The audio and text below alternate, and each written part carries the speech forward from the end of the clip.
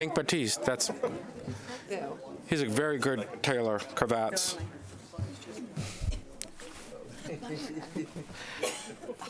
Yeah, but I saw Hank Batiste.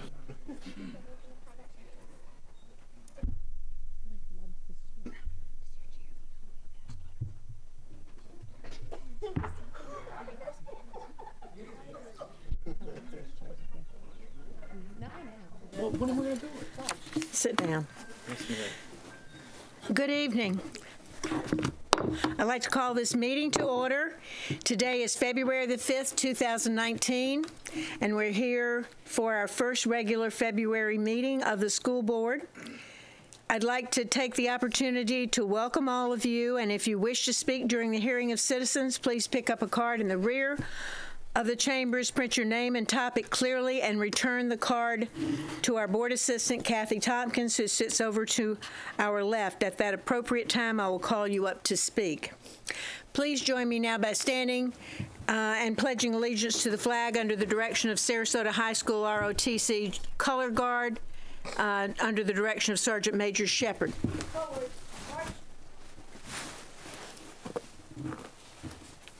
March time. March. Colors. Halt.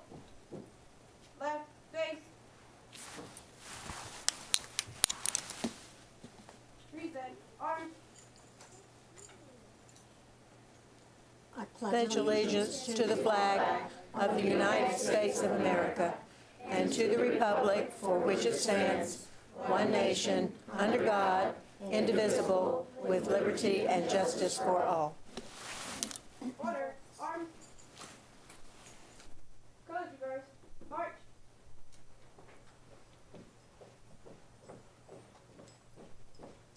Colors. Halt. Right. Face. Forward. March.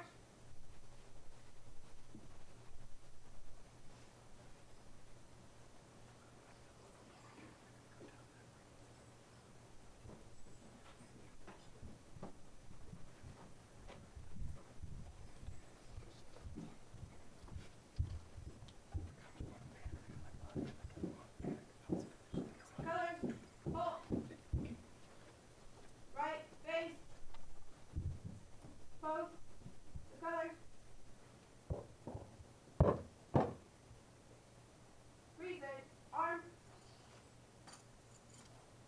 Order. Arm.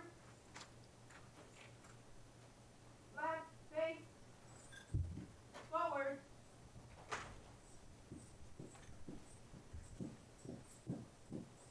March.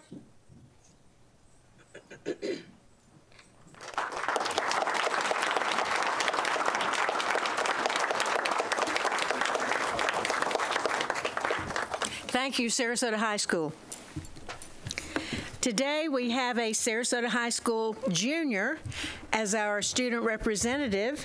Welcome, Nirali Patel.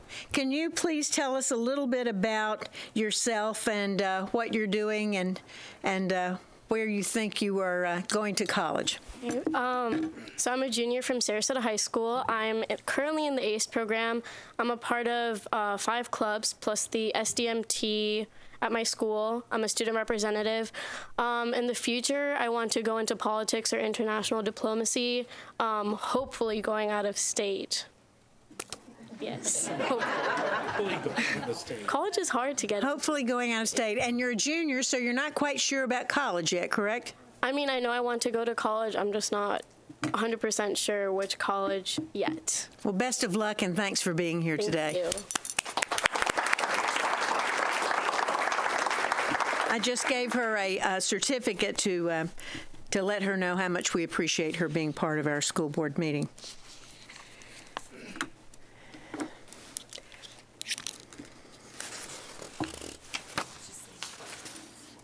Next, we have some special presentations.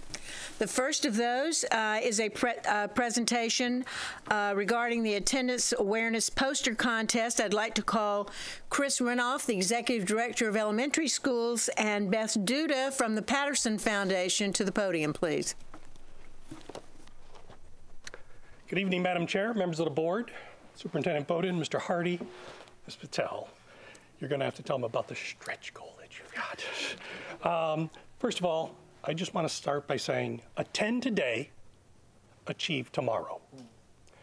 This short yet simple statement possesses a powerful and projecting message for us all. We need to be present. We need to be present to learn, to engage, to understand, and to impact our own lives and that of others.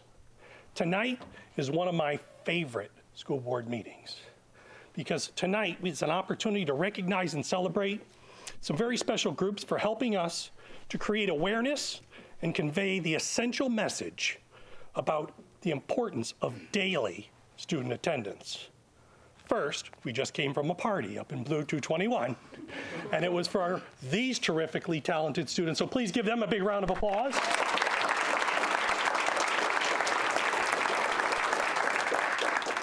Because for all of these students, they lead the way. They created so many creative and compelling messages and inspired us all with their effort, their belief, and their personal stories.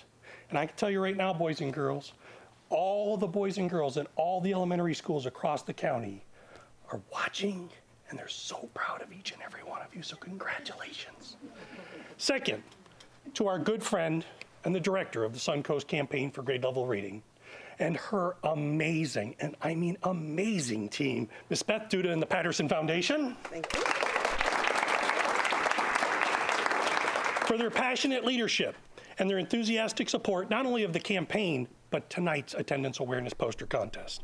I can't wait for you to hear Beth's comments tonight. And she promised the boys and girls she would keep it under 4 hours. That's right. So, and finally, to the members of the Closing the Achievement Gap Task Force and to all of our school-based teams, for one, the ongoing work that they continue to do around this very important topic, and finally, for helping us always to remember that there is a story behind every statistic. They help us by putting a face and a name to every story. They understand and acknowledge the real challenges and obstacles that stand before our families. And finally, they create meaningful relationships that build and foster trust.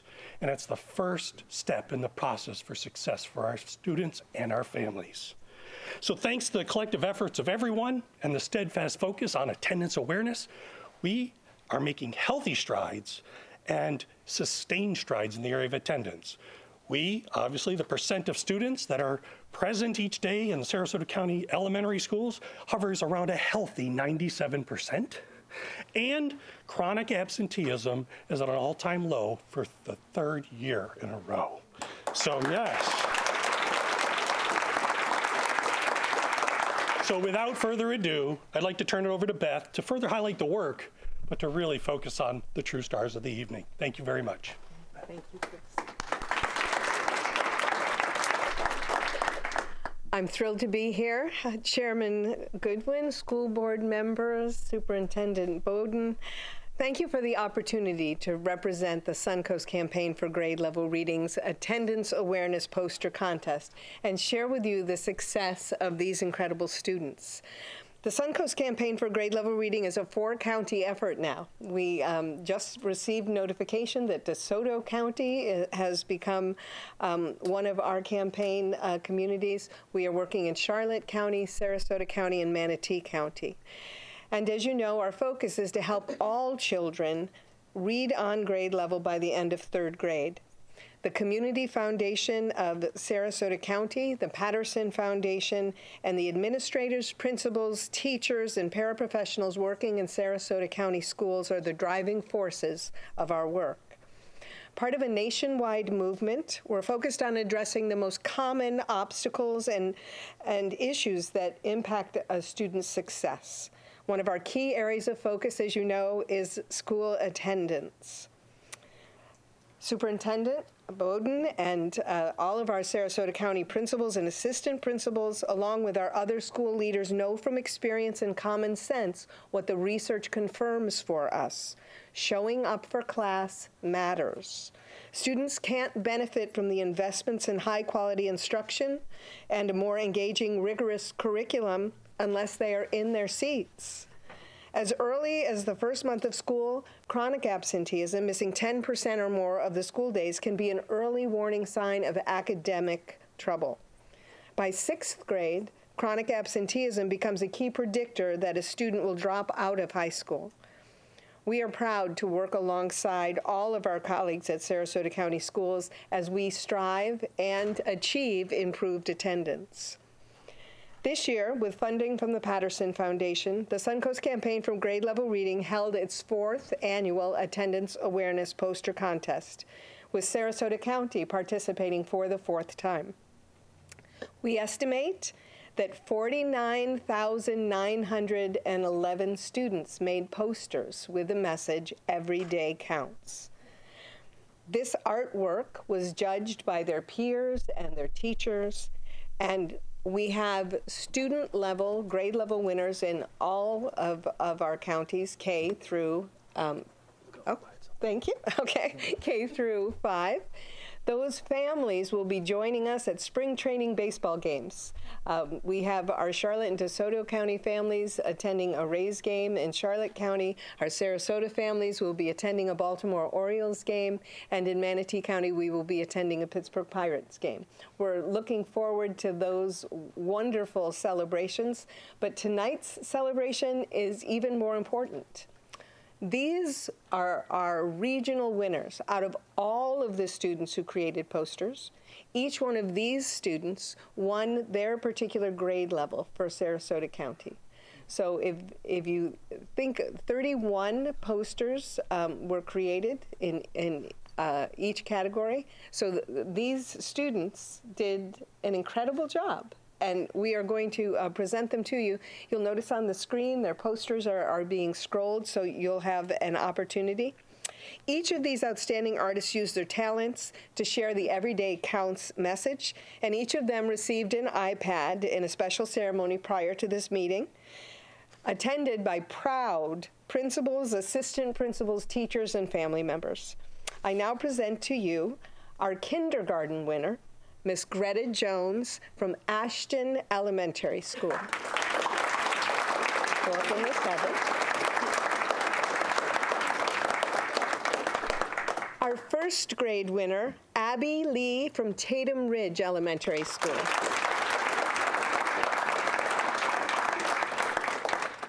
Second grade winner, Mr. Adrian Chavarria, Cranberry Elementary School.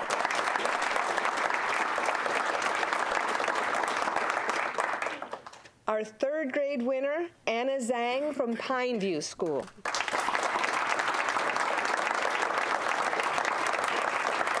This next winner may look familiar to you. She also won an iPad last year for her artwork. Our fourth grade winner, Sydney Cox from Lakeview Elementary School.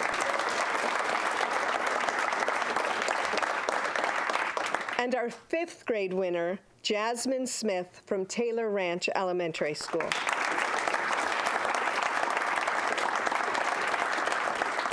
Thank you for the opportunity to share these amazing students with you this evening.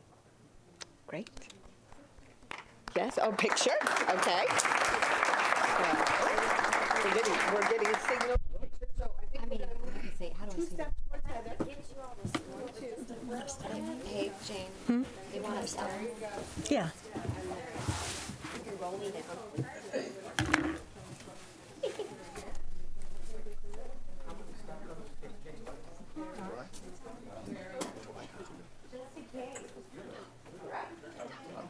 Yes, I am.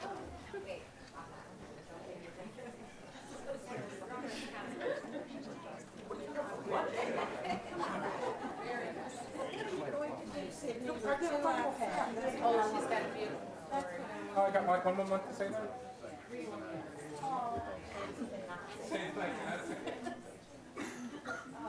You're not hiding behind.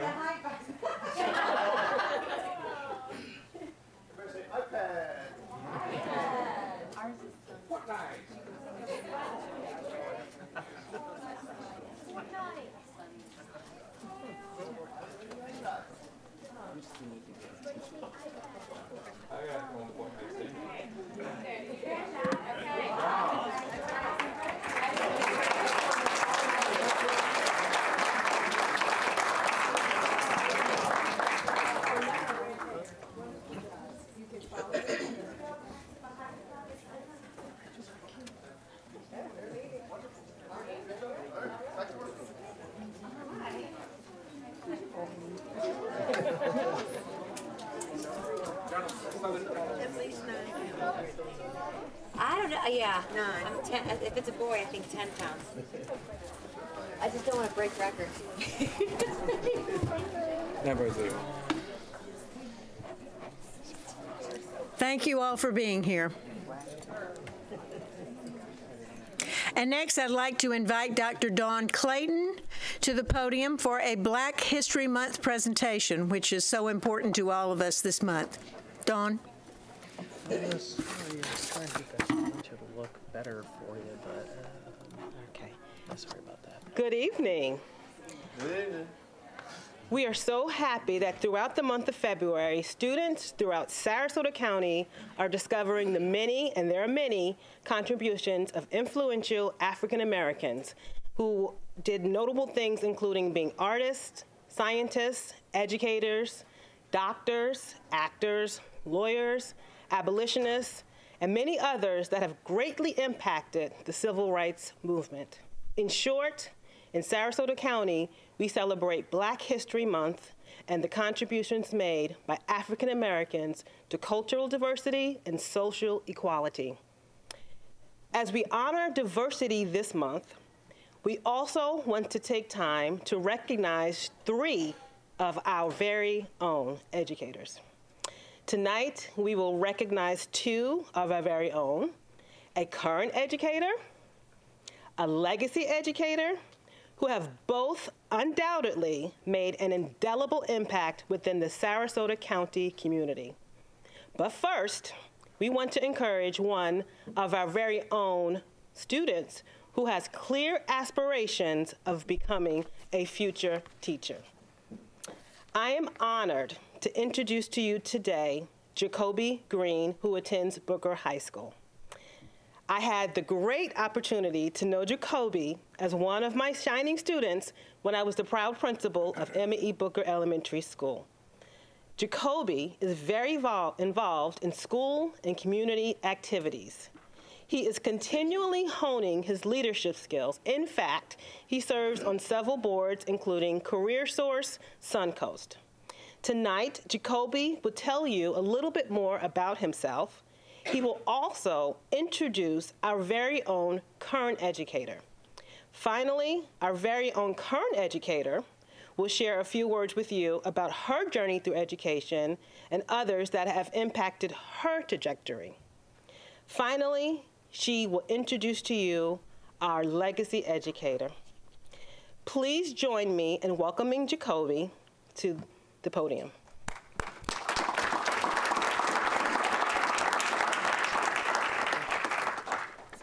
Thank you, Dr. Clayton.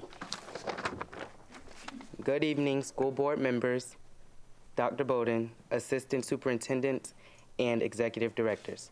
My name is Jacoby Green, and I am a sophomore at Booker High School.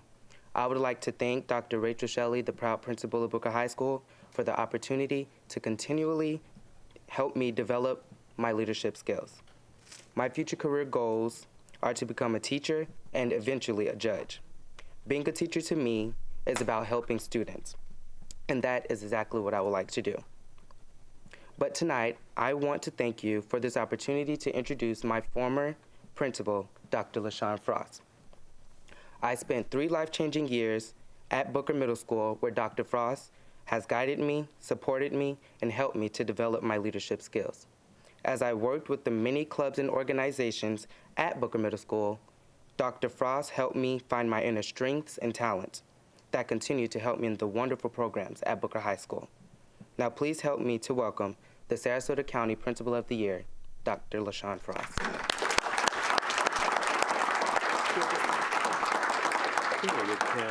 Madam. Thank you, Jacoby. He, as he stated, spent 3 wonderful years at Booker Middle School, and I often like to share with Dr. Shelley, we do the cultivating in middle school, and she reaps the harvest. So if you know much about middle school, you know what I'm talking about. So we are thrilled, and I'm thrilled to be here this evening. Good evening, Madam Chair, school board members, and Dr. Bowden. It's my pleasure, of course, to represent our great district as Sarasota County's 2019 Principal of the Year. A renowned professor recently wrote, "Your legacy as an educator is determined by what your students do." I love this idea of legacy.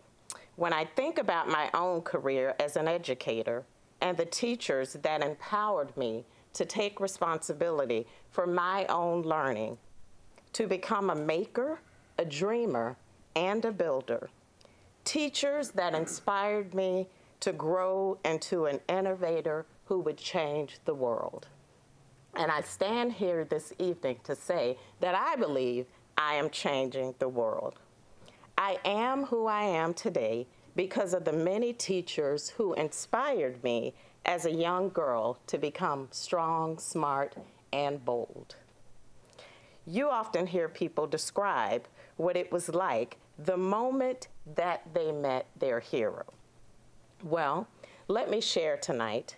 I met my hero 30 years ago when a selfless teacher took the time to get to know me, not only as a person, but as a leader. Years later, we are still friends and find the time to connect monthly, by phone, or in person. Her legacy is beyond measure. I know that teaching can be frustrating. Your impact can feel like a drop in the bucket. And for those of you that are teachers this evening, you know what I'm talking about. But Mrs. D is a reminder that those tiny drops can have a huge impact. Every student and parent that I connect with as a principal is another ripple from that drop that goes all the way back to the relationship that I built with Mrs. D. I stand here tonight as a part of her legacy. I can count on both hands the number of teachers I've had from primary to the graduate level who I found inspiring in some way. I can count on only one hand the number of teachers who have left a footprint of legacy in my life. As for why a handful of teachers made such an impact, I can only offer this explanation.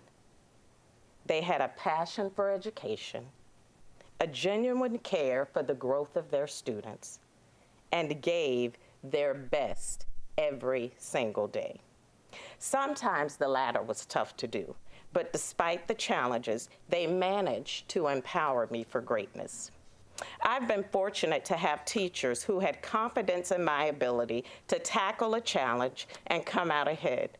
I responded by pushing myself harder. I believe I did so because these teachers raised the stakes for me.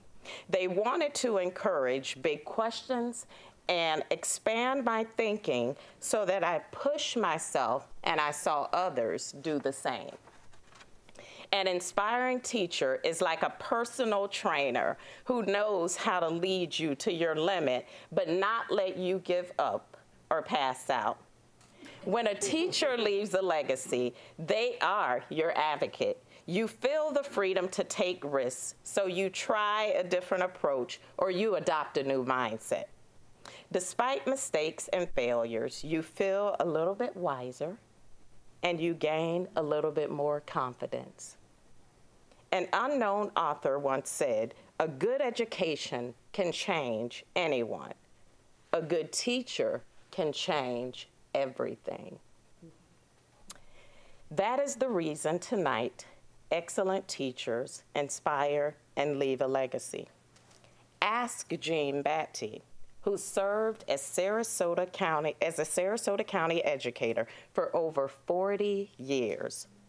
A passionate teacher who believed that all students were worthy of reading, vigorous discussions, and challenging assignments. A teacher who believed that all students can learn and achieve at high levels. A teacher who provided a safety net that you won't find in the real world. Why?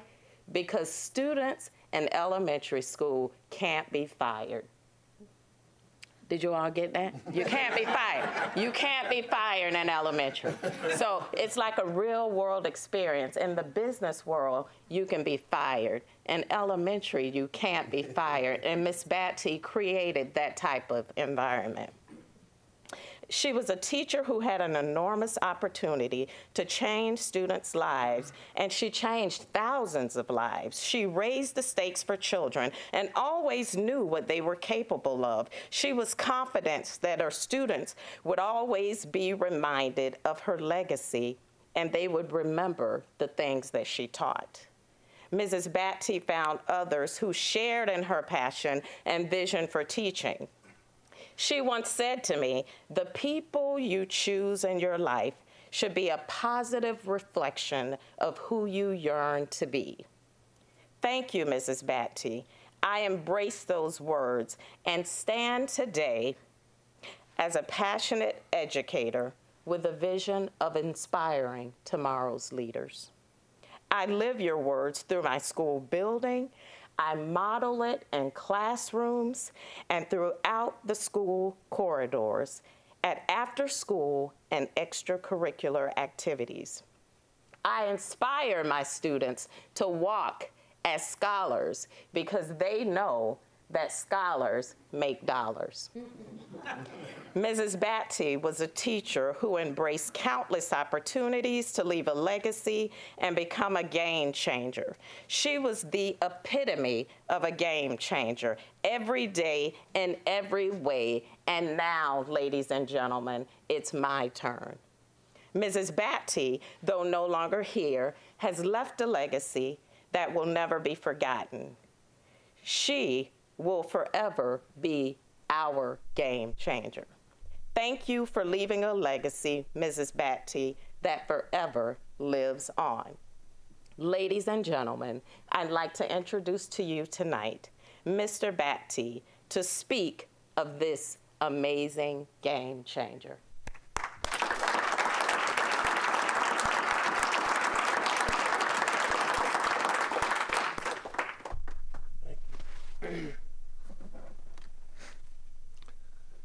I guess I should have written something down. But first, with giving honor to God, Dr. Bowden, school board members, Mr. Hardy, and all of you, and to especially those who came out to share in this moment with her, especially my pastor and his wife, very important in my life. My wife, Jean, and I were, well, I still am, godfather to their firstborn, and their secondborn adopted me as their godfather. So I'm happy about that, and then I'm even happier when they fight over me.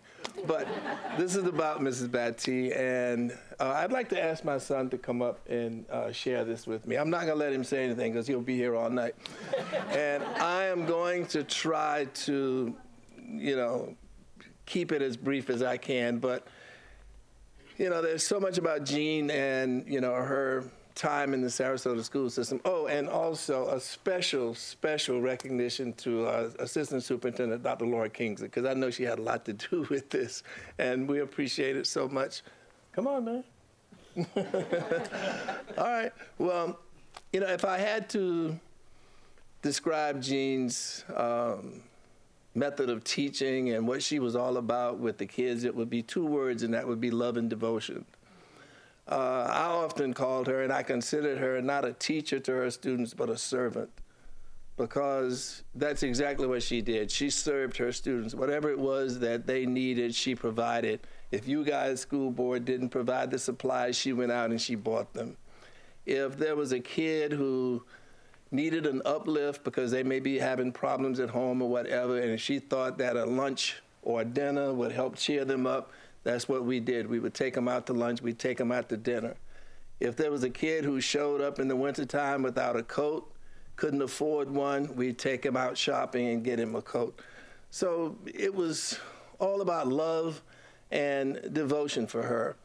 And even in her last days, she retired in 2006. I always have a problem remembering that because she was one that never really got the memo on retirement.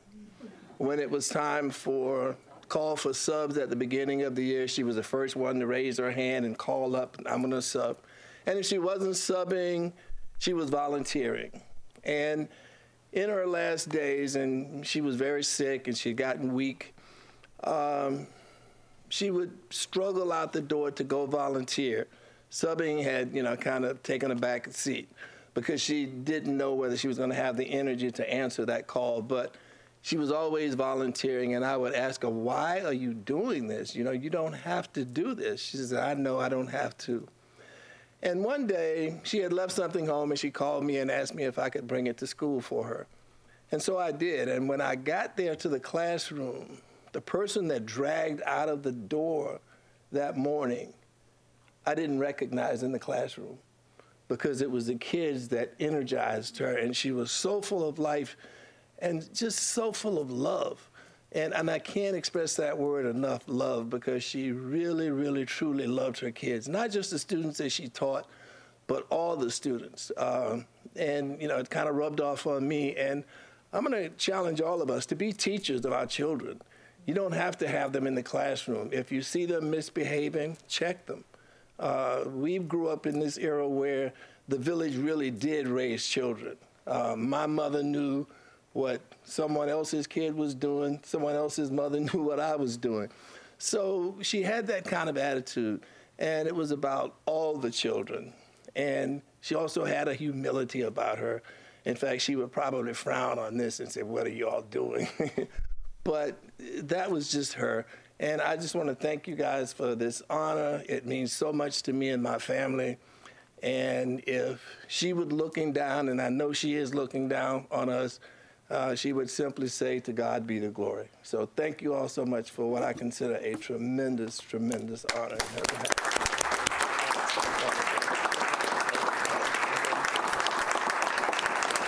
Mr. Batty, Hank, yes. I think we might have a few remarks. I just want to say I've known you for a long time. We've done some work together, and your beautiful wife, Jean, was really.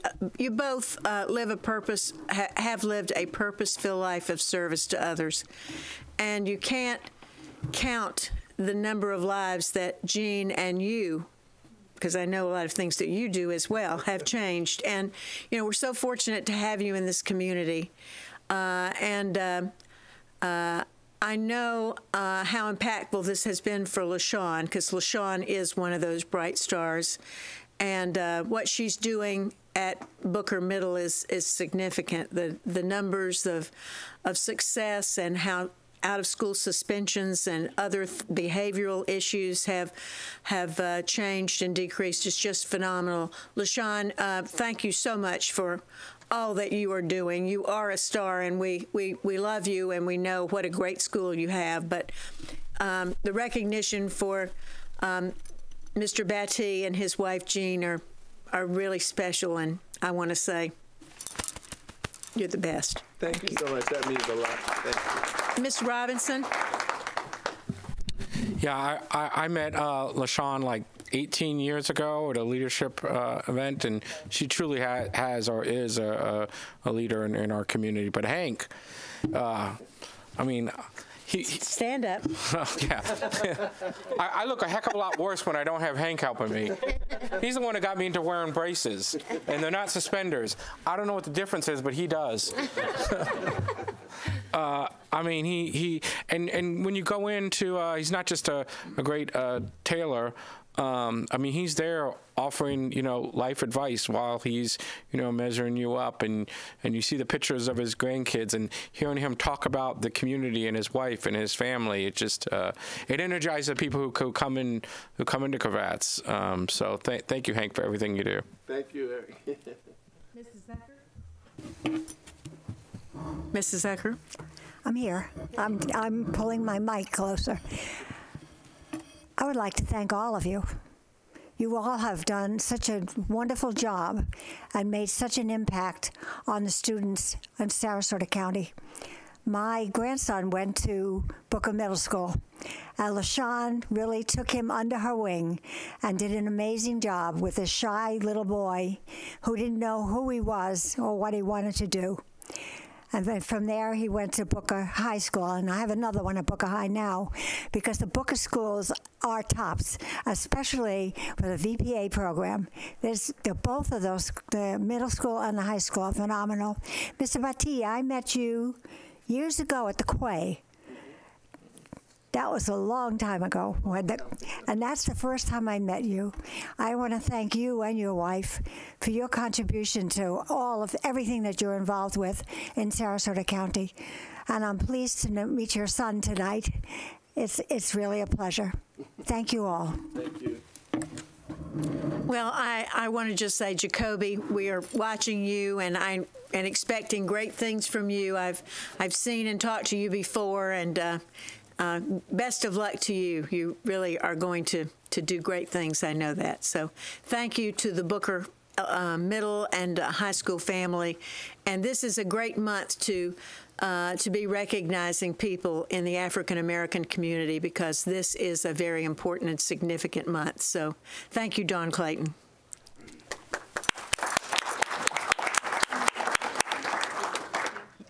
At this point, we wanted to invite our future educator, our current educator, and our legacy educator to the front, and school board members, so we can take a photograph of the event.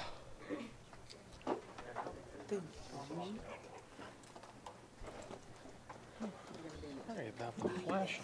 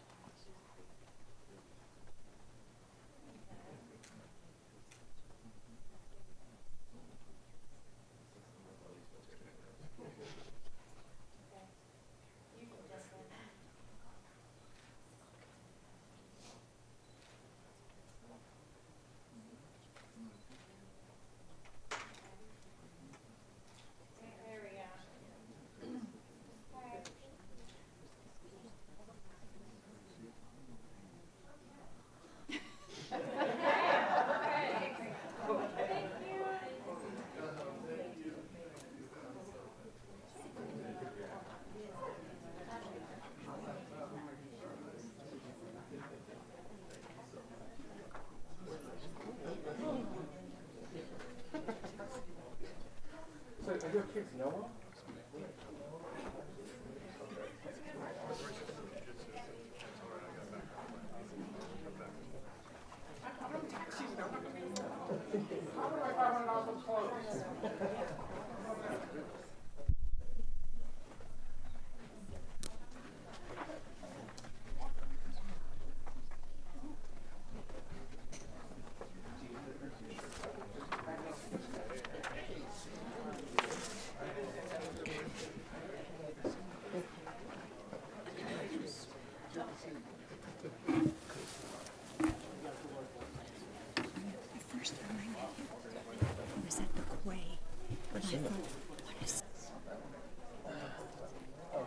Is it this one here then?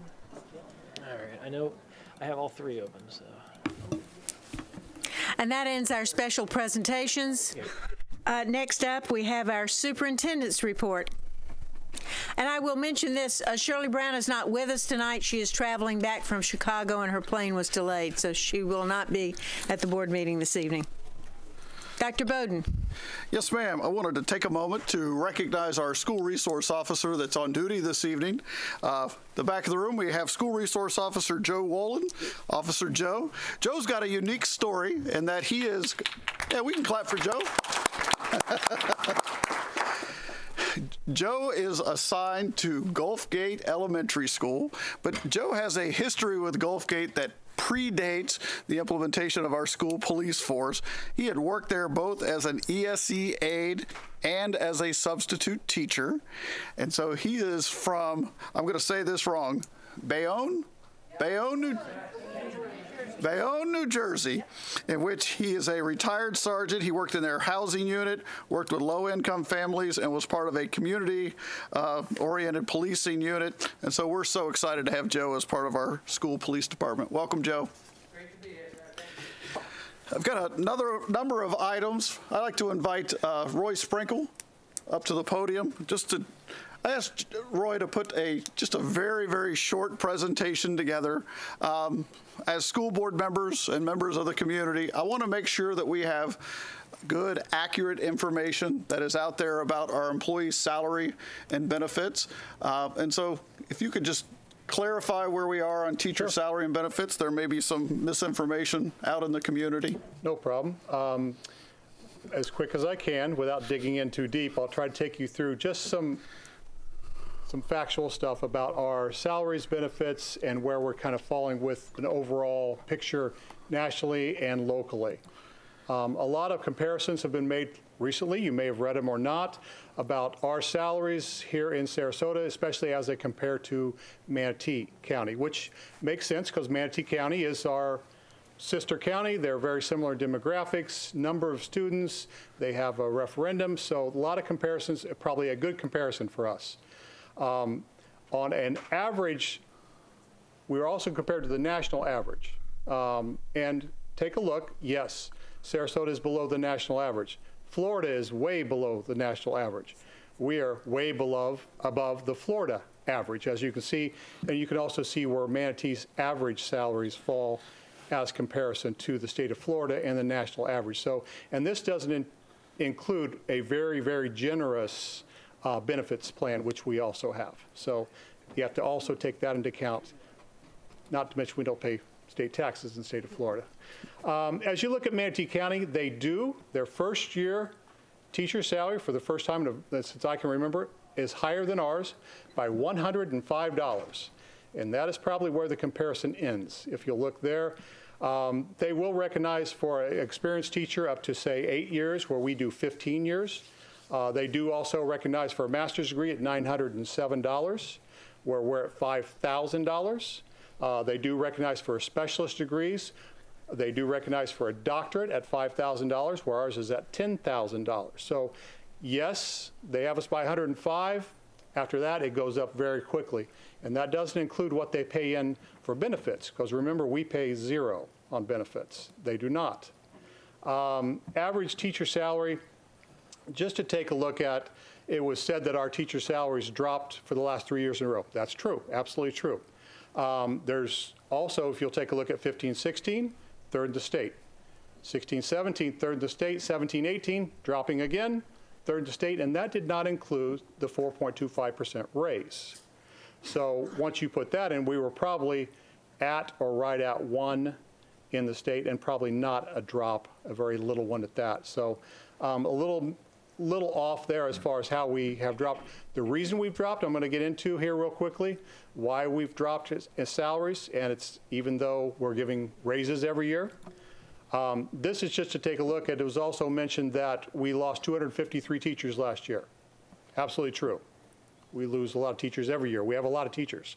So the year before that, 209, 242, 235, 199. What matters to us is, are we losing them to other school districts? We lost 17 teachers out of that 253 to other school districts. We don't lose teachers to go somewhere else in Florida. We have high pay. We have high academics. We have a place where people want to live. So we are keeping our teachers from going other places. When I talk to people where they're going, it's usually if they're from the Midwest, back there to raise a family, or they're leaving the profession, or mainly retirements. So when you have this many people, and this has been a big retirement boom the last 5 years, because we're just where our average age group is at. Now, when we talk about that big salaries at the top end of our salary schedule, which is kind of the reasons why we're seeing this drop the last 3 years. This is an example last year of our highest base instructional raise, which equated to a salary of about $88,000. And that individual also received another $7,500 as an education supplement, taking it to a $95,000 for a 196-day contract. Not a bad salary. What that does is that raise on that individual was almost $4,000 because we did percentage raises instead of dollar amount raises. Okay? Dollar amount raises were proposed, but our counters were at percentages. A first year's teacher's raise amounted to about $2,300, significantly less than that of someone who'd been here for a long time. So you have all these teachers who are getting percentage-based raises over a period of time, which creates this heavy end at the top as far as your monies, and then a lot of them retire, so yes, your salary's dropped 3 years in a row, your average salary. A lot of these teachers coming to us, we certainly would like to see the first year salary gone. I mean, we did significantly raise it again last year, but it goes up consistently, usually based on that percentage. Here's where we really separate ourselves from everyone else as far as benefits. Sarasota County employees pay zero into their benefit package. We have medical, we have life insurance, we have vision, and we have dental. And I'll tell you, vision and dental is kind of non-existent anywhere else in school districts, at least, and that's all I really track. Medical and life insurance is, but most everywhere else in the state and the world pay into that. In Manatee County, to get the lowest version of a medical plan that's compared to our low end would be about $1,100. Our top end, our high end plan, which really isn't as generous as our top end plan, has higher copays, things like that, would cost that employee about $2,278. So they're not ahead of us by 105. They're behind us by over 2,000 at the front end, once you look at the whole picture. We are actively, yes, they talk about it, we talk about a teacher shortage. There's a nationwide teacher shortage every year, especially in critical shortage areas like special education. Sonia and I just returned from Indianapolis, where it was 40 below zero, thank you, trying to get us special education teachers. And we did bring back some teachers who were happy to leave the state of Indiana and come down to Sarasota, plus they have grandparents in Venice, most of them. We did really well there, but it's difficult. Everybody has grandparents in Venice, right? They still need tax returns. So we are working towards those things as far as our recruiting efforts go to bring more and more teachers back to Sarasota. We don't do a lot of out-of-state. In fact, we do only 2 out-of-state recruitment fairs this year. Everything else is focused on in-state. But unfortunately, in-state dropped about 1,000 students last year as far as what they're producing, as far as teachers go. So we're all competing more and more for less and less. So that's a very fast summary of where we're at. I can drill down into this a great deal more. If you want to workshop something like this, you let me know. I'll bring you a lot more statistics. So at our next workshop, 2 weeks from today, we have 2 items on the agenda. First is to hear from a recruitment and retention committee that's being co-chaired by Eric Jackson and Sid with the union. And so I think it'll provide a nice balanced approach to where we are, looking at some different metrics. And then, as you're all aware, we had a group from FADS come in and look at our HR process. They will also be reporting. So the first 2 hours of our board workshop, 2 weeks from today, will be dedicated to HR, and then you'll see us respond to the report from both FADS and that recruitment and retention committee over the coming months as we formulate plans for the future. It is a increasingly competitive landscape, and so we've all recognized that we need to up our game in the area of HR, and that's exactly what we're doing. Mr. Robinson. Thank you for that update. And I know we're not at a workshop, so we're not here to get drilled down. But from my personal point of view, when we do go into the workshop and we drill down, 2 overarching themes come to mind. Is when you're talking about this many people are leaving, this much shortage, this much ESC, it'd be good to have a comparison. Because when someone says, we have 271, is that a high number? Is that a low number? Is that the right number? It sounds like a lot number, but if it's 3% of the population and statewide, our comparisons it's 5%, so we're doing good, then that's fine. But just telling me a number is really hard to figure out, and that permutates into all the other discussions about Georgia and ESE. I mean, when you start giving numbers, not having comparatives. And the other thing is, for me, is when we're talking about hiring, and we've talked about this at the workshop, and it's been an issue we've talked multiple times, is how do we know that we're getting the best teachers when we bring them in the first year? What are you using to decide that this was a great recruitment year? We're getting good teachers. Not that we're just getting teachers for teachers' sake, but what metrics are you using? You guys are the professionals. You guys have the doctorates in education. What metrics are you using to determine that what success is, and then how are we doing measuring against that level of success? Those are two things that I'd be happy to. Those are two type of questions. Numbers. Those are two questions that are going to be that I'm going to be asking at the workshops, and so I don't want to blindside anybody. And anybody's not realize the type of questions I'm going to be answering. Mrs. Zucker? I'd like to thank you, Roy.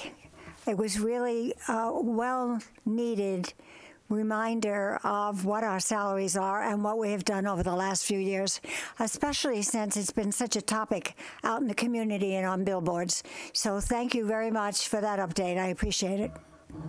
I'd like those numbers, Roy, if we could have just those slides that you get.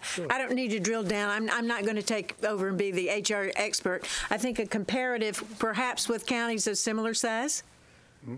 What do you think? Yes, ma'am. Is that what you're looking for? Yes, comparative of Manatee? That's a good idea, good one. But I'm saying, similar size counties perhaps would be a good thing to compare. Not a problem. But I'd like those copies of those.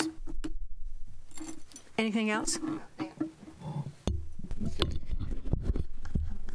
It's okay. No, I just pressed it, so it's not. I noticed. No, thank you for that. One thing that I know that we've brought forward before, and I know Mitzi's brought this up too, is the value of what we provide through benefits, and I think I'm really glad you highlighted that, because that is a serious expenditure, and it's something that I think is often overlooked, and I think it has to be included into that discussion, and and I'm hoping that is continuing, to elevate our recruiting abilities as well. But thank you for that. I think that highlight is very relevant. So thanks, and I agree. I'd like to see the slides so we can. Okay, thank you.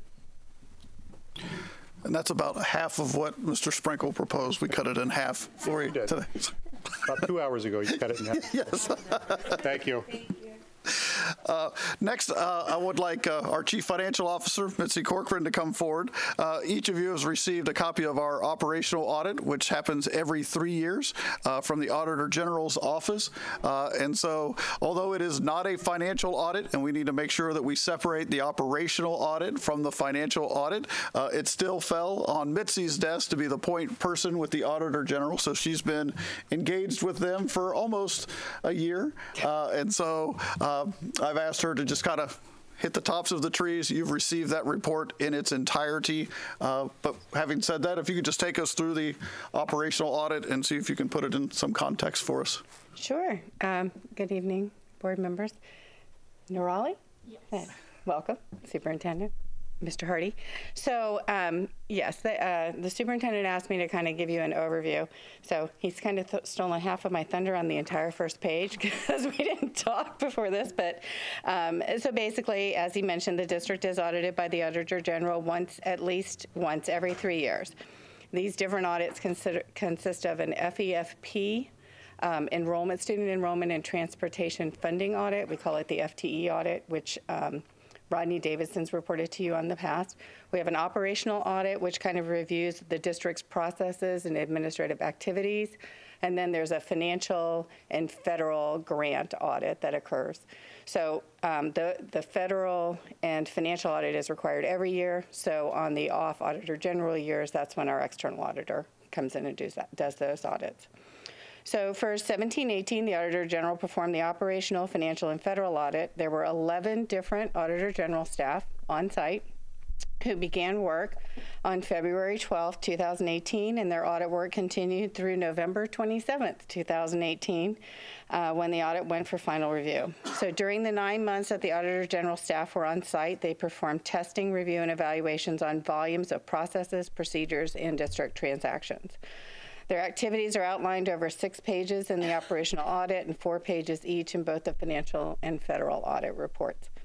So following all of their review and scrutiny, they reported on 7 items on the operational audit. There were 0 findings with regard to our financial or our federal audit.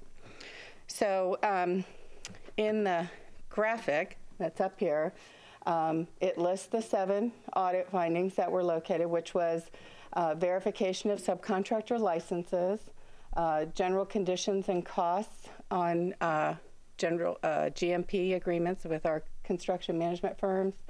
There were 2 findings regarding Florida's best and brightest, one on teacher and one on principal, eligibility with our charter schools, and the monitoring of their information, our SOR contract monitoring, and 2 IT findings regarding user access and user authentication.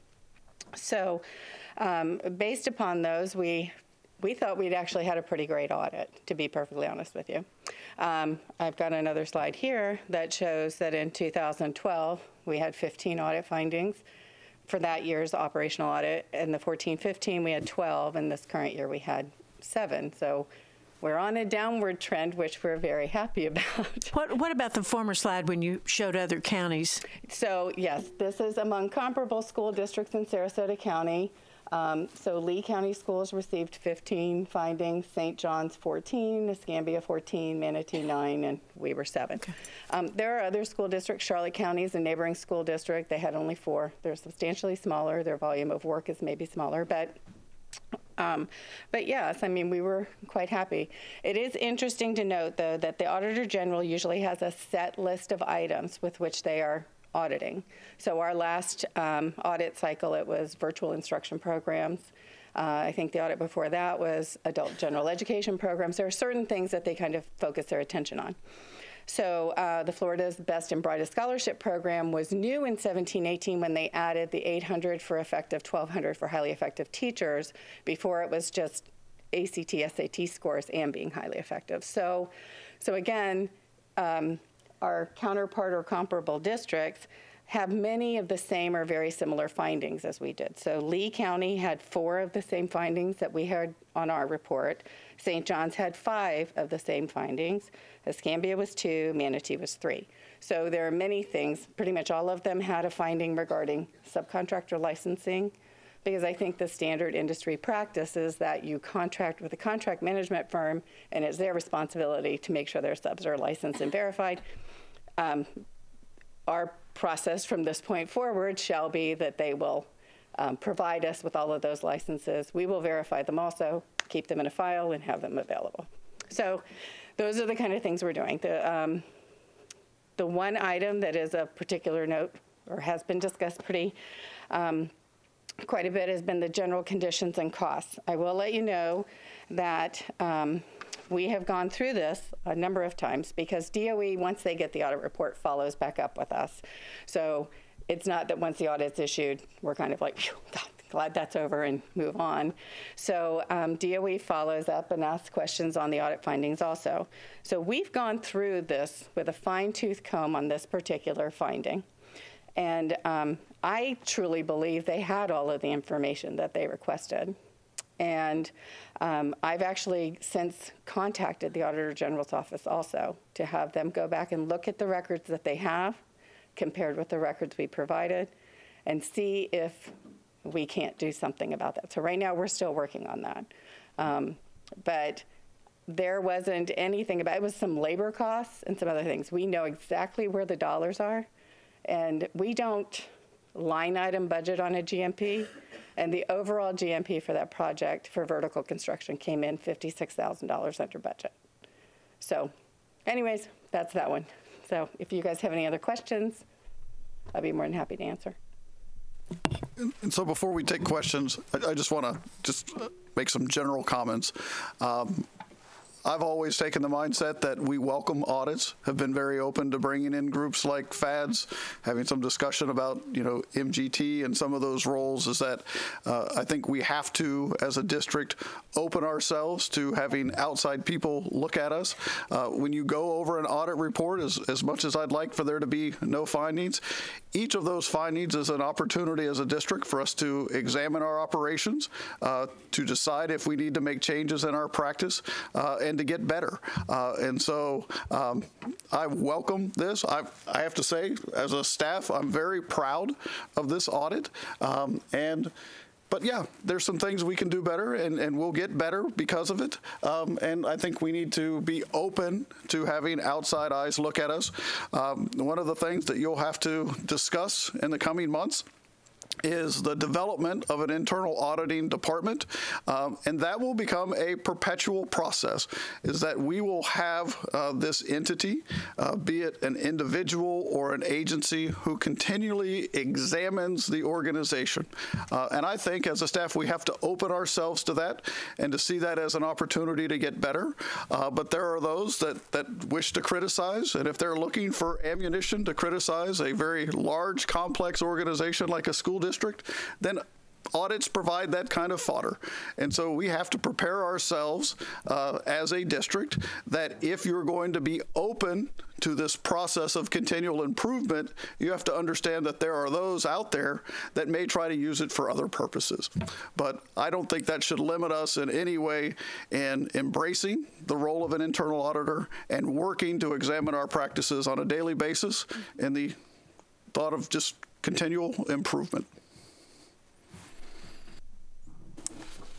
And I agree. I think that the audit was excellent. I met with the folks that had done the audit, and we chatted, and they didn't seem to be concerned about anything that were in the findings. And so I felt really, really good about that as well. But yes, we can do better, and we will have an audit department. So whether we like it or not, we're going to have an audit department very shortly, aren't we, Mr. Robinson? Right. And I'm sure you have a question. Yes, ma'am. First statement. Adding CPAs only makes the problem better. Doesn't solve the problem; it just makes the problem better. I agree that the audit was overall, pretty good, and I agree that it's a helpful tool. My major problem with the audit actually had to do with the Auditor General, not with our school district. I think when the findings that we had around the CME.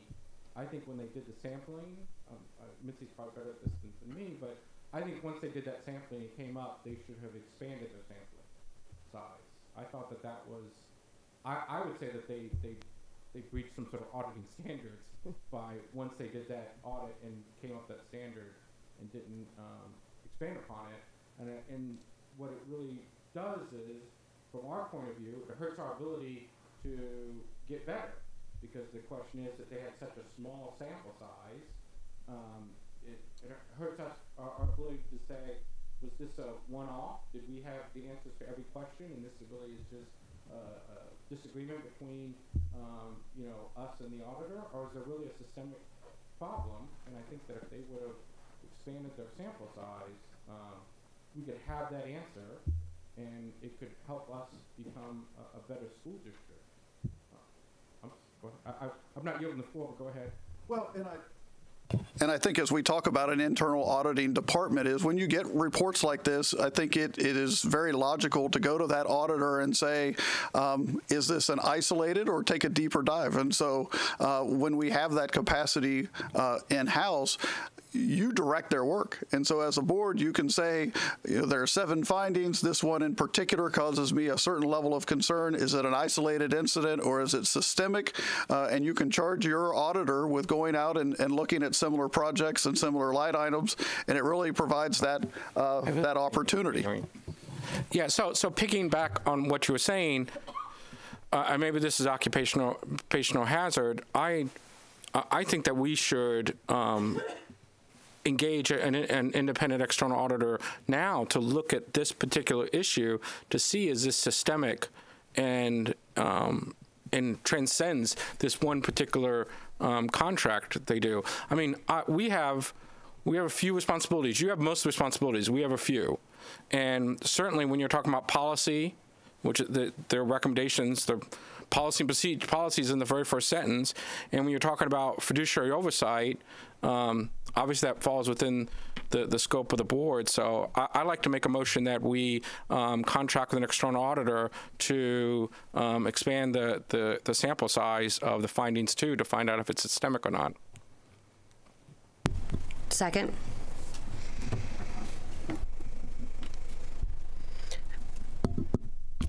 Okay.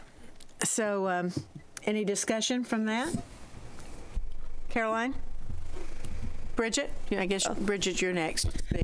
Well, but it's kind of I'm going to combine them if that's okay. I don't know where we are because I'm used to having the superintendent's discussion and having somebody throw in a motion. I thought it was timely. I thought so. So is this something about that? Kind of both. Okay. So I think that I agree with the superintendent in the aspect of, I think I've made, even before the legislation required it, I've talked about having an internal auditor. I think operationally it's a best practice. And I agree that above our size, 7 findings isn't absurdly concerning, but we have to look in and figure out, okay, where do we improve? I know that I was on as a chair at the time. They had addressed some of them, and I thought some of them really are outside of our control. I think Best and Brightest with charter school. I mean, it was a very interesting process, but I know the construction component came up. General conditions is a concern, and so, I think overall I have been pretty vocal about our construction practice and making sure that we have, compliance policies to ensure, because there are big dollar amounts that are associated with those contracts, and trying to tighten our policies. And so while and I'm not sure based on what you had mentioned if they don't have the right documentation, is there just still some outstanding information or not, or a discrepancy? But this is not my area of expertise per se, so I would defer to a member of the board who does this for a living. But I also would agree that if we can expand upon it, because I think to Superintendent's point, because they just kind of let it out there and they didn't dive deeper, it does leave a lot of questions for us as a board, and I think even the community had done it. So it almost puts us in a position of, what do we do next? And so if moving forward with an internal auditor moving forward to dive into this will answer those questions and help us do a better job, I would support that. I'll close on that, and then I did want to talk about our internal auditor, which will be required starting July 1st. But if this is the time, we maybe can look at that and expand upon that. But I will close at that point. Mrs. Zucker. Isn't that what Eric proposed, that we hire an internal auditor now? No, my proposal was just for this one limited circumstance, for this one finding. Mine wasn't to, I think what Dr. Bowden was talking about was the statute that required internal auditor generally. I was talking about this one particular finding, so the information doesn't become stale waiting, a number of months. Just to clarify my motion. And so I guess I would need to better understand the charge. Is that typically when you engage the services of an internal auditor, in advance you set up an audit committee, a governance structure? Those are all things that have to be considered between now and the 1st of July. If you want to speed up that process, if you're looking to just simply examine a single line item, are you charging me, the CFO, or are you charging the board chair? Who's going to engage the services of the auditor? Who are they accountable to, and what is the scope of their services? The example that I gave is once you have that in place with an internal auditor, you have the ability to say, hey, take a look at this, take a look at that. I just want to better understand what the charge is here. And my concern is, do we want to wait until we have an auditor? Do we want to maybe speed that up a little bit, but wait till we have an auditor? Yes. As opposed to doing something just about the issues that affect this year's audit. I'm not sure I'm not sure that we wouldn't be better off waiting till we have an auditor. First off, I didn't say an internal auditor. I said independent external auditor. And second of all, I probably shouldn't have used the word auditor. I just used it from a euphemism. What I really meant was agreed upon procedure. I should have said an agreed upon procedure. I didn't mean to say audit. But we do not have a agreed upon procedure at this time, so. Well, no, well, I mean, there is agreed upon procedure because there's a policy that they were comparing to. I hope, Mitzi, I assume that we have agreed upon, we have enough data to, Well, that would be, if we do not, then that would be a whole nother set of problems. Right. No, I mean, I guess the question I have is they only tested a few payments. I agree with you, but the expansion and the finding was on general conditions, beginning GMP to end of GMP comparison. And the change from that and what every dollar was that you spent beyond what was the original amount included in the allocation. So that was what the finding broke down to.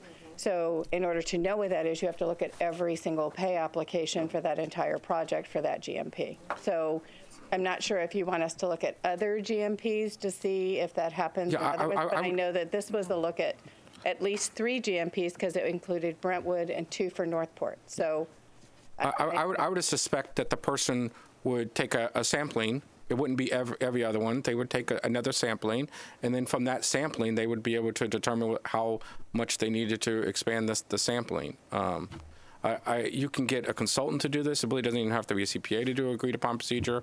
But I mean, I'm aghast, not to talk about some of the other counties. When I read in the paper where these people were kept in the dark, they didn't know.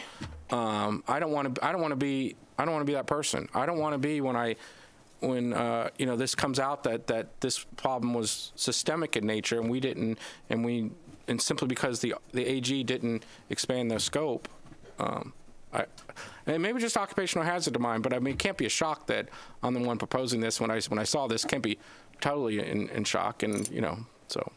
And again, I apologize for using the word audit. It's really an agreed upon procedures because it's not financial in nature.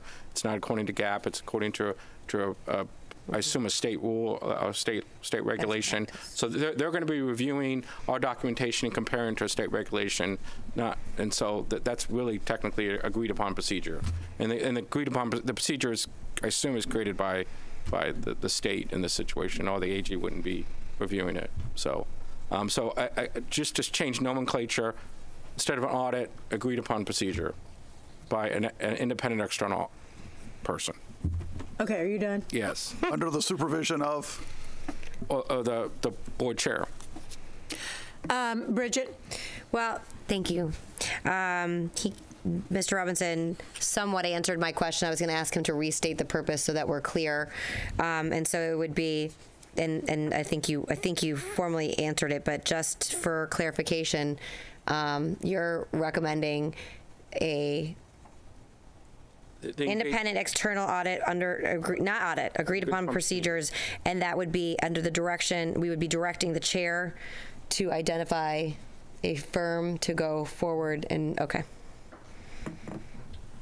Specific to, and so and the chair would identify the scope of this particular? Well, yeah, that's what I was trying to figure out, and how soon, and maybe the outside and independent is relevant to this issue rather than us having someone inside anyway. Right, and the problem with the validation. Right, and the data can get stale if we wait 6 to 9 months. Well, we're going to have an auditor before 6 to 9 months, though, aren't we? What do you think, But getting them up to speed and doing the audit, They must be in your employment in less than 5. What employee means is up to some debate, and we're going to have that conversation. But by statute, they will be in your, and I say your because they will be an employee of the board. They will be in your employment by the 1st of July. Mrs. Zucker. Based on my conversation with Mrs. Corcoran and knowing that we are going to hire an internal auditor, I do not think that we need to do this at this time. I really believe that we should wait until we have our own internal auditor, then let him or her go through the process and do it correctly, instead of hiring somebody now to do this one little thing, to tear it all apart, and then hire an auditor, an internal auditor, and then to go look at it. It's crazy. And I trust staff. And I guess maybe, no, I have not been wrong to date to trust you all. So I trust what you said to me is true. and how it was audited and why it was audited and what that little thing meant. And I don't find any reason to do this right now. I don't. Any other questions, Dr. Bowden? Do you have anything else to say about this issue? No, I have a couple other items under superintendent's report, but not on this particular item. Let's get through this. I would Mr. Hardy? I would suggest if you're going, before you take a vote on the motion, to open it up to see if anyone has any comment. Anyone in the audience who would like to come forward and speak on this issue, please come forward. Please identify yourself when you get to the podium, please. I'm a substitute teacher. Substitute teacher wearing my badge. Excellent, excellent. That's great. Say your name. And first of all, I'm certainly not an expert at this, so I'm a little confused as to what we're doing. Hiring an external corporation to come in and look at something that was part of the audit, and what is the difference between that and establishing a procedure. And maybe that's just because I don't understand it. So I'm sitting in the audience and all I see are dollar signs, and maybe that's not the way I need to look at it. Would you identify yourself, please? Yes, I'm Deborah Edwards. I'm going to be up speaking to you soon anyway. Okay. But yes, so I am Deborah Edwards, and I was just a little, if you could clarify it for me as strictly a layperson, Mr. Robinson, because you obviously have more experience in this, and so does Dr. Bowden than I do, and so does this young lady. That's really it. Thank you. We're looking at hiring an outside accountant slash CPA slash auditor who would deal with this and look through a larger sample size to determine if this is something that we really have a problem with, or the problem was with the sample size. Or it's a problem with the Attorney General. Yes, because, you know, from what I know of some of these projects and some of the things that were questioned, we know why we had a problem and we had an issue. So I'm not as concerned, or did I leave anything out? No, ma'am. I'm not really happy with the way the AG handled it. Well, I'm not either, but you know, these things happen, and we just work at their behest, right? Yes, ma'am. Some strange things did happen this year. At any rate, are there any other individuals that wish to speak? Okay, I'm sorry, but this must be a conversation. We're going to bring an internal auditor into Sarasota County anyway. Is there going to be overlap? In other words, by the time you find someone to do this, would there be an overlap, because the hiring process obviously has to start soon? And would they work together, or, I mean, are you saying this would be done within a month? And that's just because they're so soon, what you're talking about, hiring someone. Good questions. Anyway. Good points. Thank you. You're welcome. Anyone else have a question? Mrs. Zucker, do you have anything else to add? No, but you just stated what I've been saying. Why do we have to have two people? Just hire one. We have none right now. So what we're going to do now is we're going to, since we have no more questions and we have no more public that would like to speak, we're going to take an oral vote on this, correct? Because I don't know how to use this system for something. I believe that would be appropriate. So we'll start with Mrs. Zucker. No. Mr. Robinson? Yep. Ms. Ziegler? Yes. And I vote no. Motion So the motion fails. Failed. And I think we need to discuss this option further. I think we need to maybe, I know we don't have any time to discuss this option at our next workshop, but we need to probably sit down and discuss it and talk to everybody on the board, because we may want to do We can start at 6 in the morning. No, we're not going to start at 6 in the morning. I'll be at work too. At least I didn't lose 3-2. We can start at 7 in the morning, right? Oh, well. Okay. So it's all right. That is that motion. Now we'll turn it back over, toss it back to Dr. Bowden for a rather unusual superintendent's report. And do you have other items that you might like to report to us, sir? Well, let's see if I can go even deeper here. The next item, I just have a note here, is that all of us that work in public education here in the state of Florida watched with some level of intrigue as the governor issued an executive order requesting that the Commissioner of Education, I think the terminology was, rid our curriculum of the vestiges of Common Core. If you take a step back and say a review of our curriculum standards, I would certainly say that is always welcome.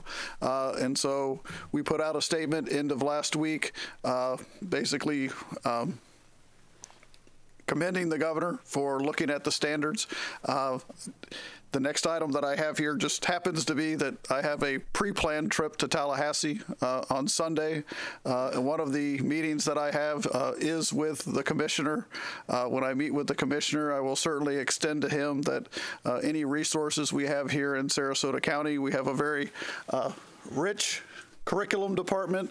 We have wonderful teachers out in the field. Anything that we can do to assist the commissioner in fulfilling the charge that the governor gave him, we as a district will certainly be there to support in that review. Anytime you do a review of curriculum standards, it is like flicking the first domino in a series, because curriculum standards inevitably lead into test specifications. So if you change standards, then you must change assessment. Standards are not curriculum, and so districts such as ours across the state will need to respond to the change in standards. And so any change in standards is not a small undertaking. It literally impacts everything from curriculum providers, teachers in the classroom, assessment, how those assessments are used to evaluate both teachers and students. I anticipate any transition in standards to be at a minimum a 3-year process before they arrive in the form of an assessment. Typically, it takes a bit longer than that for that process to unfold, but I just wanted to make sure that that was all on your radar, and we will watch and offer any assistance that the department may need in that process.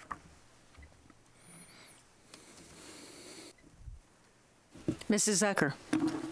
This must be about the 5th or 6th time since I've been here that we've changed the standards and assessment. Sonia might be able to help me. We started with Blueprint 2000, then we went to Dr. Gall, and then we went to the next guy, and then was, I can't even remember all of them.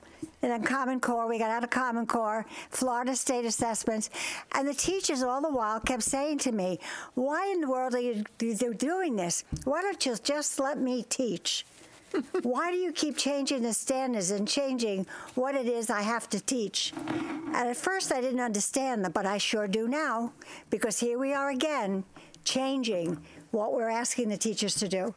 I don't know where it ever stops, but I get it. Mrs. Ziegler. I'm glad Mrs. Zucker brought that up, because I think that is something that was obviously, there was some heartburn while maybe cheering to change and amend where areas of concern had been raised by educators. The concern of changing the goal post for so many years. I can tell you that in conversations with the administration and even the Department of Education, that is not something lost on them by any means, which is why there will be educators at the front lines making these discussions, and that's been a promise made across the state. So I just want to make sure that's clear. Well, I hope that that's the case, but you know, it's like anything else. You change standards, and then you change assessments, and then you change all of the things that go along with textbooks and other things. And I really believe that AIR, the company AIR that does our assessments, have not been able to provide us with results in a timely fashion. When we have no ability to evaluate our superintendent in June because we don't have the results that we need. And we're not going to have those this year. And I really feel that You know, it might be about getting Pearson back in here for assessments. Who knows? But I do feel that that we have been. We've been disappointed a little bit with AIR and their ability to provide us with timely. I thought when we eliminated pencil and went to all this special computer stuff, it's supposed to be real fast, but gee, that hadn't happened, has it? So at any rate, it will be an interesting process. I hope it's thoughtful, and we would like to be at the table. We would like to be there to help in any way that we can, and our teachers, I know, feel that same way. So I look forward to. I know it will take a minimum of a year, maybe much longer, but we'll see where we go from there. Dr. Bowden. Yes, the last item in my superintendent's report, before we meet again, we will celebrate and remember the one-year anniversary of Marjorie Stoneman Douglas in Parkland. This afternoon, I received a letter from Bob Runcie, the superintendent of schools in Broward County, asking all superintendents and schools in the district to remember the tragedy. He is calling for a moment of silence at 10:17 on February 14th, and so we will be communicating that out to our schools. I have responded to Dr. Runcie and let him know that Sarasota will be standing with them, and so that will be taking place on February 14th at 10:17, and the time is significant in that 17 individuals lost their lives. That concludes the superintendent's report. Thank you. And next we have the hearing of citizens. And each speaker will have 3 minutes to speak. The time will flash yellow when 1 minute remains, and you'll need to begin to summarize so that you do stop properly when the buzzer sounds. I only have one card tonight, and that is Deborah Edwards, legibly written. Very, very nice. Thank you, Deborah. If you got Jane saying that, that's high standards. Okay, don't start me timing yet. Where does the yellow buzzer go? You'll see a yellow light on the front of that. Okay. It'll be green until the 1 minute, and then it will flash. It will start showing yellow. Okay, I'm starting. Sorry. See this? I'm here to talk about cell phones, all right?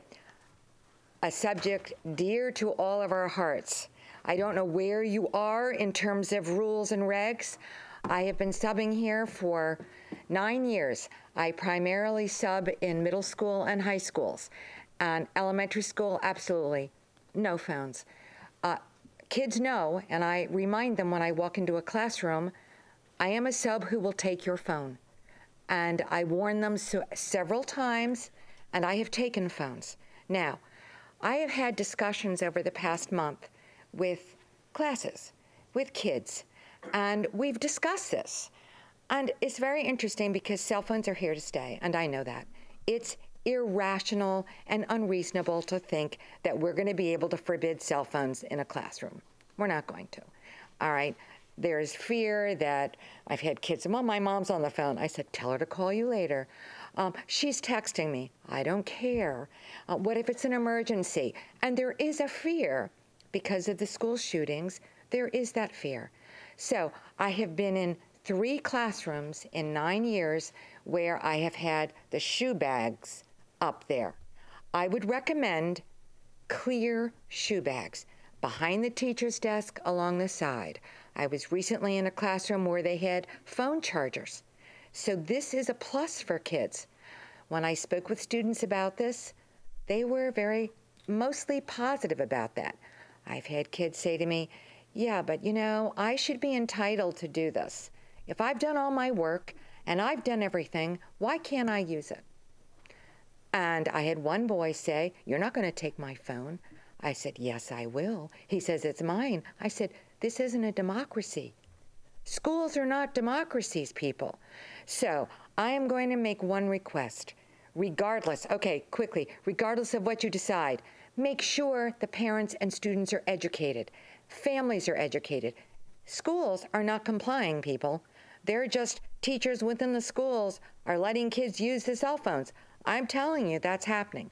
Make sure you give them enough time, the kids enough time. Talk to kids about it. Middle school, great.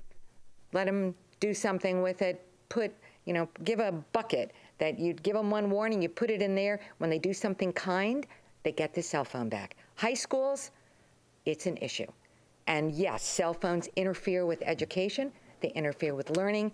Absolutely no question. Thank you. Thank you very much. And that ends our hearing of citizens. Next, I would ask Dr. Bowden, do we have any amendments to our consent agenda? Ms. Goodwin, I believe our student representative has a comment she would like to share. Oh, please. So, thank you. Sorry. Being on the SDMT, being on the SDMT team at my school, we've actually discussed this issue between all of the departments.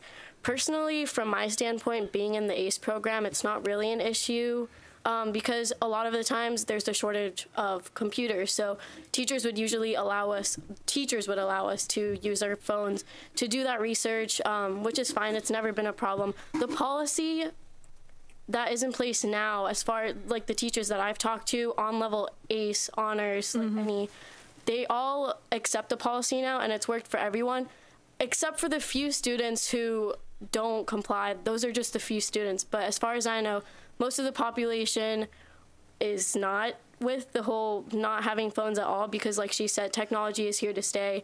It's gonna stay. If you tell a student not to do something, they're gonna wanna do it more, especially with the on-level kids. So I think that the policies that are in place now, elementary school kids don't have phones. Middle school kids, like at my middle school, phones weren't out at all, but we still had them in our backpack. As long as they were away and out of sight, didn't matter.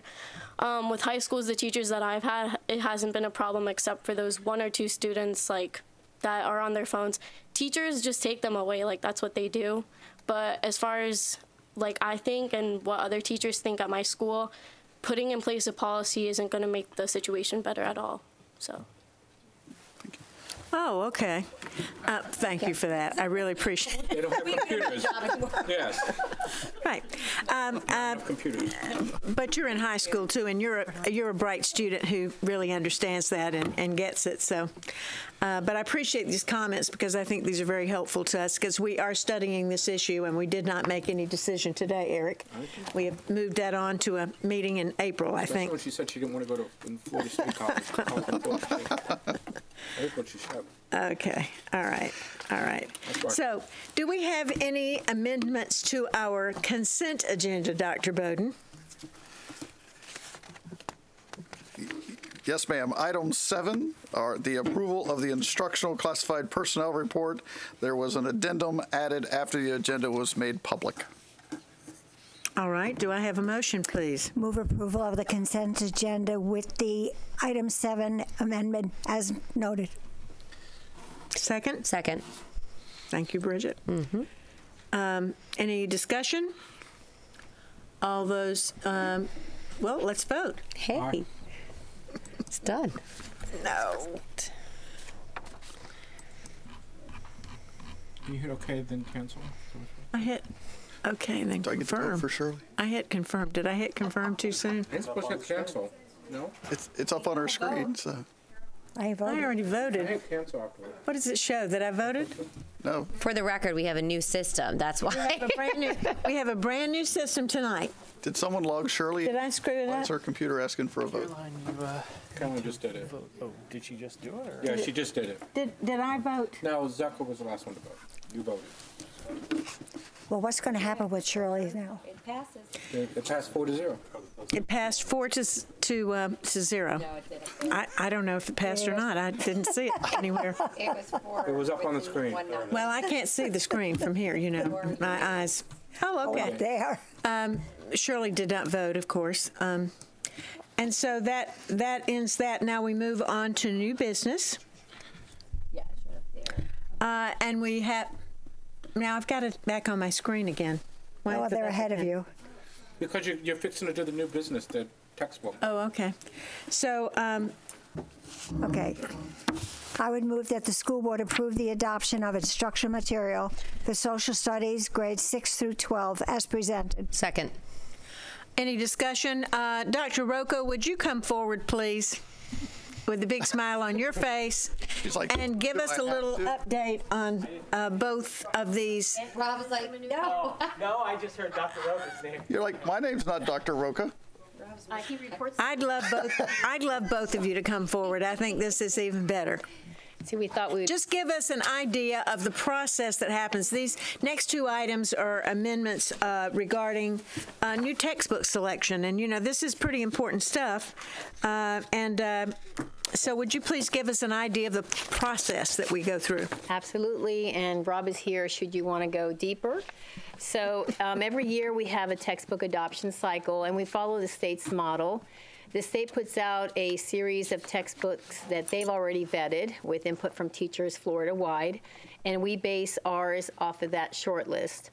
And the process started in August, correct? So we have a short list of those textbook materials.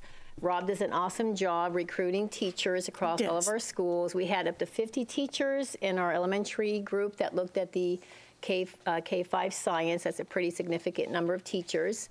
The meetings are open to the public where they discuss the materials. They're also posted on the website for the citizens and parents and interested folks to look at. We have a, what do you call it, the eValuate tool, where folks can even rate and evaluate the materials if you're into that sort of stuff. Some of us are. And so that's the process. And the committees concluded their work this January. Yes. And this is the adopted material recommended for approval. And what happens now is if you approve this material, it'll be posted and advertised for 30 days. You can still go into the website and peruse it. And if you have concerns, there's a mechanism to express that concern. And if everything goes well, then we'll start the negotiations with the vendors and get the best deal we can get for Sarasota County. So any questions? Any questions? Mr. Robinson? So I don't know if this is related to this topic, Mr. Robinson. Who is your favorite male school board member? Mr. Robinson. That's what I'm talking about. So I don't know if Dr. Roca or if a doctor can answer this question. So Rob, you're out of it. No, I'm just kidding. I'm kidding. He's working on his doctorate. He's working on his doctorate. Yes, sir. All right, junior doctor. Started this evening. Nurse practitioner, then we'll call you.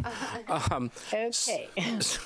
So you had talked about your superintendent report about the executive order for from the governor, and so I'm just curious how this affects. My concern is I don't want to, I'm always worried about money. I don't want to, go forward. I know this is just an advertisement, but it's going down the path. I don't want to spend a bunch of money on a textbook and then told that we need to, go out and buy new textbooks to replace the old textbooks. And so my concern is I don't want to waste any money. So should we continue on this process or should we, put it on hold and use the textbooks we have now until we find out what's going on with the executive order and the. Do you understand the question? Yeah, we're trying to figure out which doctor wants to answer you. I think I'll take it. And so for us to arrive at the point that we've arrived at tonight is a considerable amount of work that's taken place on behalf of our classroom teachers and staff to evaluate materials. And so the adoption and the action that you're being asked today is the completion of that process. It does not obligate you to expend any money, but it moves us forward in that process, and I would say it honors the work that's been done.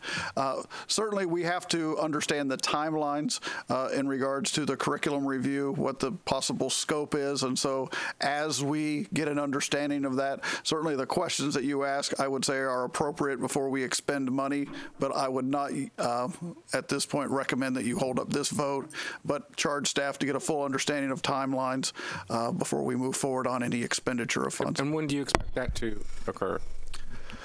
Well, we'll get a better understanding from the department, but, the expenditure of the funds. Well, we're at least 30 days on public comment and then negotiation, so 6 weeks at a minimum before you would have an item back before you. Okay, thank you. So you might ask the commissioner about this if you happen to see him in Tallahassee, huh? Mrs. Ziegler. Well, I almost called you doctor. Eric, Mr. Robinson stole my question to a point, but I know I had the opportunity to speak to you guys beforehand, and I think because I had a lot of people reach out to me before today's meeting saying, what does that, executive order mean? And I believe it's important to note it's a review. Findings are going to be no earlier than a year, but I believe it's almost exactly to a year. And then there's a whole process of the legislature and the DOE approving any recommendations. So that brings us 2 potential years in advance. And so at the stage, so my question was, do we hold off or not? I'm looking at Mr. Manoogian. I'm looking at you, but I think it's important to note, because there is a whole process. We've workshopped it, not to go through that before, but I think you were saying we're in a good position right now, actually, with the pending changes. I don't know if that's too into the weeds, but I think for members of the community to know that we're not willy-nilly. I mean, this is advertising, obviously, so there's no final action yet, but in the event in 30 days we don't have any appeals or anything of such, and we do adopt it, we're not behind. We're not jumping the gun with the knowledge that there's a potential change of our standards. Is that a fair overview? I would say that's a fair assessment. I mean, I can give you as much information as you want now, or that can wait. I mean, I can give you my opinion as to what I think in terms of where we are in our adoption cycle and what we're adopting this year, and then what we're looking at in the future, where we are. So I'll leave that up to you if you want that information. I'm good with it. I'm comfortable with it. And I mean, if I get any questions, I know where to forward them. So thank you very much. May I just clarify, just so we're using a common vocabulary, tonight is a formal adoption. At that point, we advertise the decision of the board to adopt that, and so there is an appeal process, but the vote you're being asked to take tonight is the formal adoption of these materials. It is not the purchase of the materials, but it is an adoption or a selection, just to make sure we all understand the item before you. Yes, I think we understand that. And I think we're at least 2 years out from any change, or maybe 3. I mean, it depends on how fast people work and what they're doing. So by that time, this textbook will be almost obsolete. Right. Right? I would. 6 years. I concur. We go 5 or 6 years, right? 5 years. 5 years. Okay. So any other questions? If none, please vote.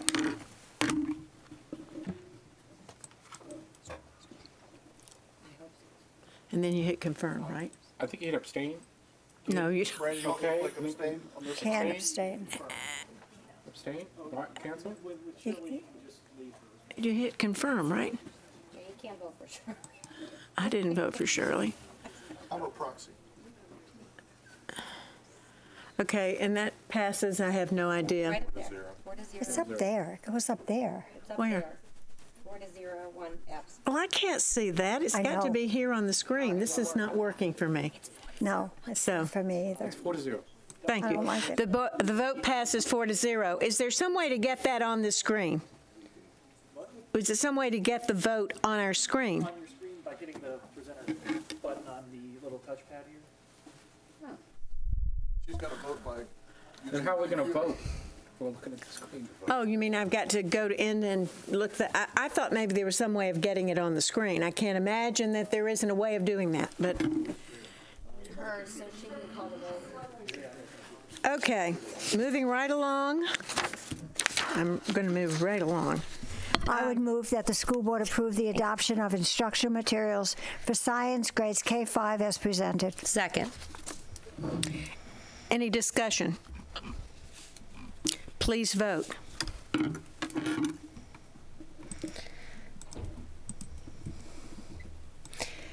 Try to do this.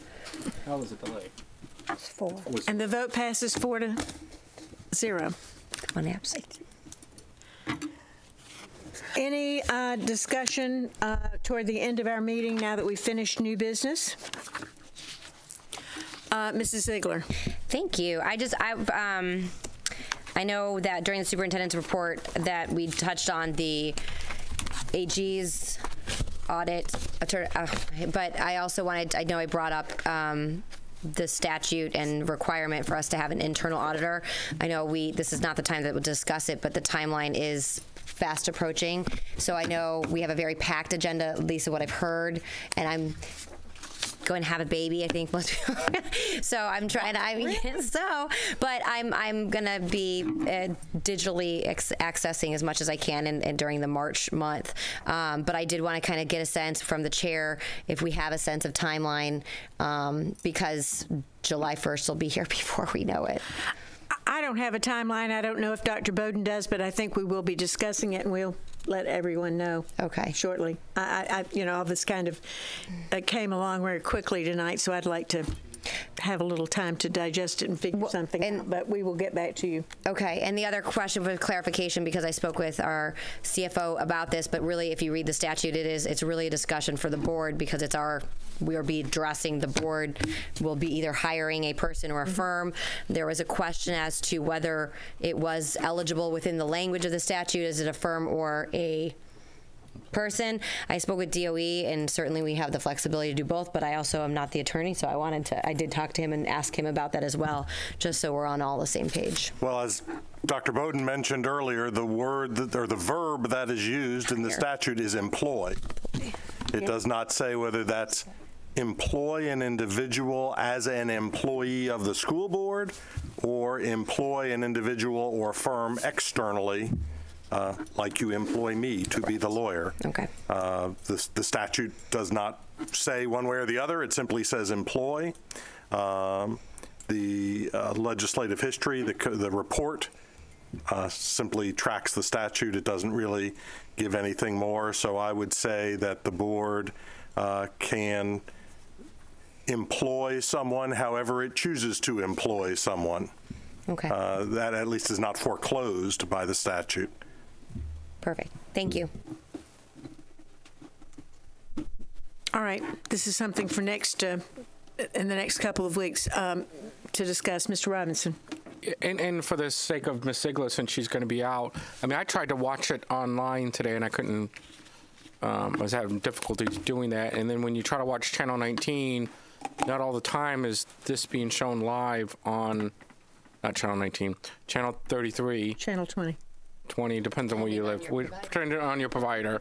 That's why you couldn't get it. You were on the wrong channel. On the wrong channel. But sometimes, because I'll go home and I tape it, and I go back and watch it with my kids when I get home tonight. But last meeting we didn't even tape it. Yeah, I do. You're not going to watch the president. You're going to go home and watch the president. No, I know what he's going to say. Build the wall. Like, I can pretty good guess. But so I'm just for the sake of Ms. Ziegler, if we can make sure that those meetings that she's going to be gone because she's having a baby, that they're going to be streamed. Thanks.